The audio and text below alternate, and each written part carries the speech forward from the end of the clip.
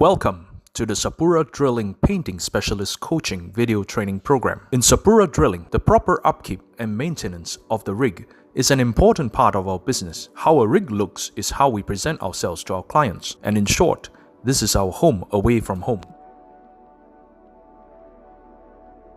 It is a requirement in TMS for the barge engineer of each rig to create a monthly paint maintenance plan.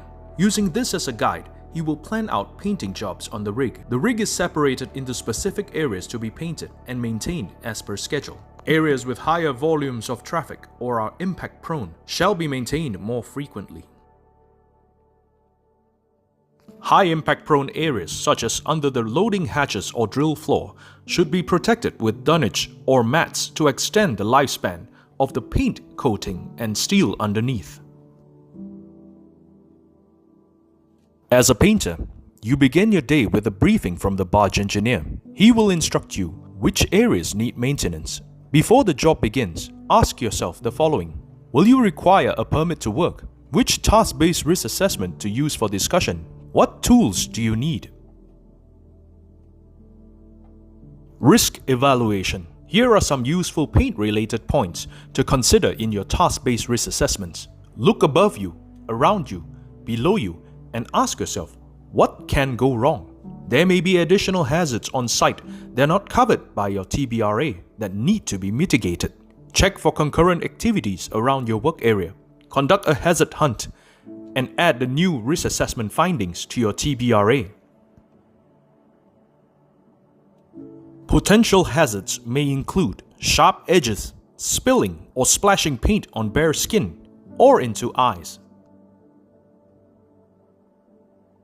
There may be risk of fire from flammable materials close to hot surfaces, fumes from paints, chemicals, or low flash point materials, risk of falling objects when working at height, or from others who are working above you and near your work site, lack of oxygen or ventilation risks if water jetting, chipping, buffing, or painting inside enclosed spaces.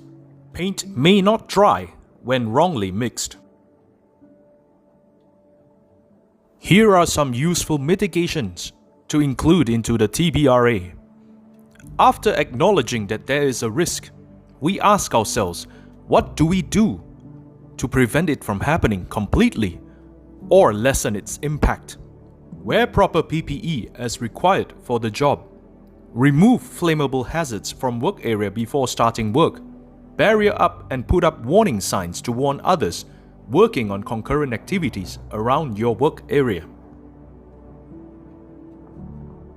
Ensure proper gas freeing and gas testing is done before cleaning or painting inside enclosed spaces to prevent the accumulation of toxic fumes. This also allows for better airflow, ventilation, and the removal of paint fumes. Paints must be mixed according to the manufacturer's instructions. Check the paint schedule which thinners and additives are to be used for which paints for the specific deck areas. Employees shall use all available and existing Sapura drilling safety tools continuously and throughout the activity. Work at height safety equipment, including safety harnesses with 2-point contact safety hooks, shall be used.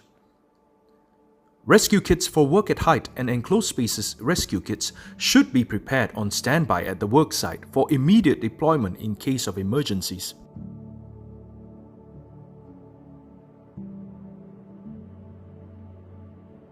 Here is a recap. A hot work permit is required for the use of power tools during surface preparation. Establish what type of paint to be used as per the rig paint schedule.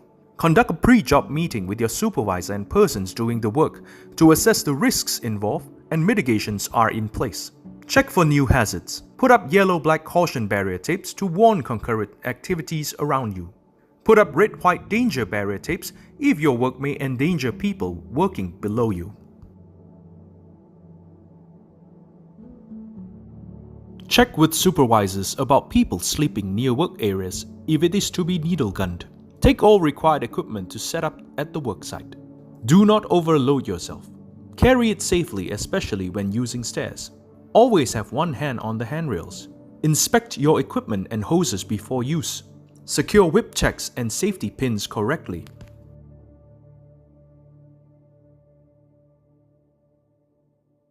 Surface preparation. For the coating scheme to work, proper surface preparation is essential. Remove oil, grease, and surface contaminants such as mill scale or rust. For small areas, the use of grit paper, scrapers, and chipping hammers may be sufficient. For larger work areas, use mechanical descaling equipment such as chipping guns.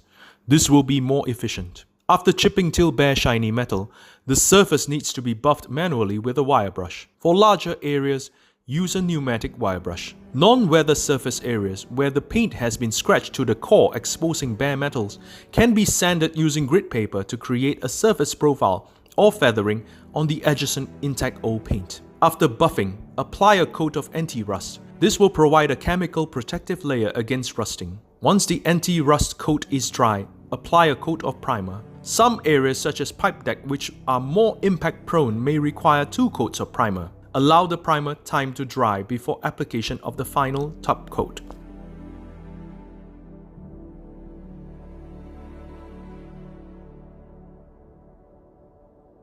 The painter must plan his activity.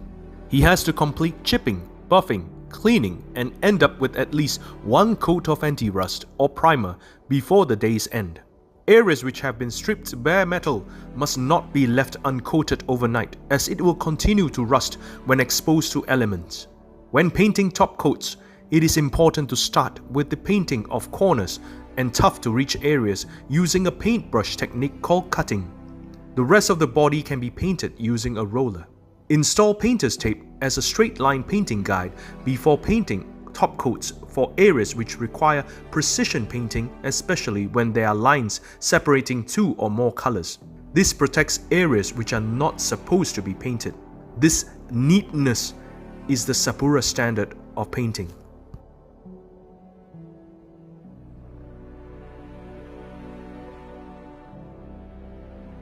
Paint preparation. Prepare the mixing area with a canvas sheet to protect against spills. Select the paint required. Compatible thinners and hardeners will be listed in the paint schedule. Roll the unopened paint tin and turn it continuously.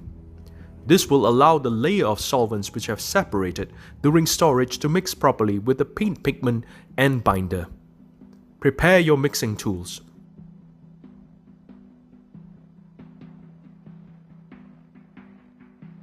Remove water, dirt or particles from the lid before opening the paint tin. If there is a hardened paint skin layer, carefully cut the skin free and do not let any fragments fall into the paint.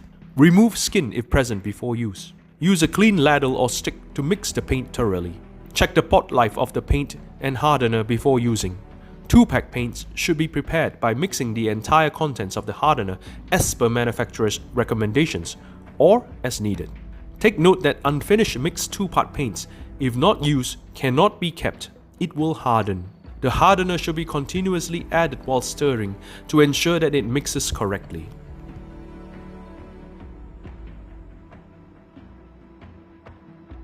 Remember, when using paintbrushes, the tips are the areas where the paint will collect.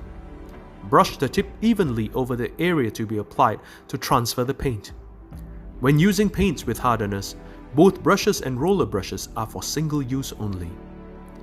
With non-hardener paints, using the correct thinner to clean them may allow for several uses. Remove the roller brush heads when the fibers have hardened or caked with hard paint. Excess paint on brushes should be removed before rolling the paints on. Too much paint on the brush will cause the paint to sag and run while drying. It will also create drips on deck.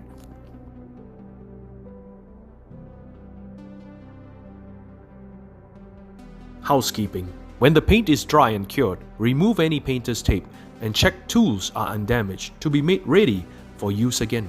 Return all tools to their storage. Return paint pots and brushes to the paint locker. Tins of unused paint are to be resealed and put to the right shelf. Remember, 2-part paints cannot be reused. Clean all brushes ready for the next job. Dispose thinner rags properly and leave the paint locker tidy. Make sure that you clean up your work area. Inform your supervisor that you have completed your work. Tell him what paint you've used so he can update the inventory.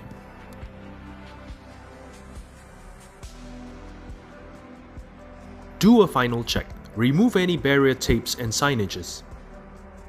Once the area is made safe again, close out your work permits.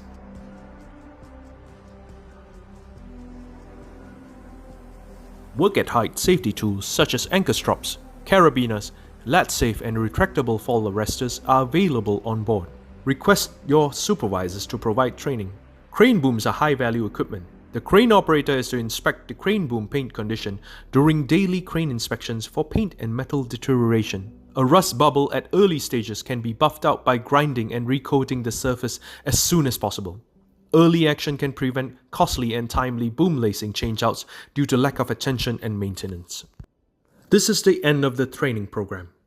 Specialist hands-on coaching sessions are available when your marine superintendent visits the rig. Thank you for watching.